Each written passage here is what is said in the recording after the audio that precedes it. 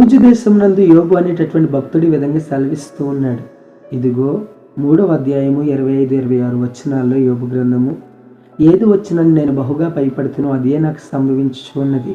నాకు భీతి పుట్టించినదే నా మీదకు వచ్చుచున్నది. నాకు నెమ్మది లేదు, సుఖము లేదు, విశ్రాంతి లేదు, శ్రమలే నాకు వచ్చుచున్నవని యోబు భక్తుడు చెప్తూ ఉన్నాడు.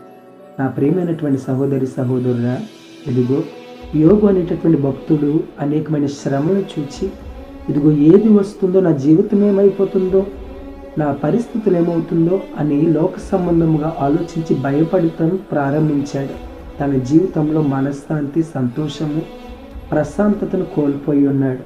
కానీ దేవుని యొక్క వాక్యం సెలవిస్తుంది, సమస్త జనులారా నా యొద్దకు రండి, మీకు నేను విశ్రాంతి కలుగు చేతునని దేవుడు సెలవిస్తూ ఉన్నాడు. గనుక నీకున్నటువంటి లోక సంబంధమైన ఆలోచనలను, భయమును, ఆందోళన, ఆవేదన సమస్తము విడిచిపెట్టి దేవుని తట్టు నువ్వు తిరిగిన ఎడల, దేవుని నువ్వు ఆశ్రయించిన ఎడల, నీ జీవితంలో కొదువై ఉన్నటువంటి ప్రతి విధమైన మేలు ప్రభు నీ జీవితంలో జరిగించడానికి సామర్థ్యం గలవాడుగా ఉన్నాడు. God bless you. Praise the lord.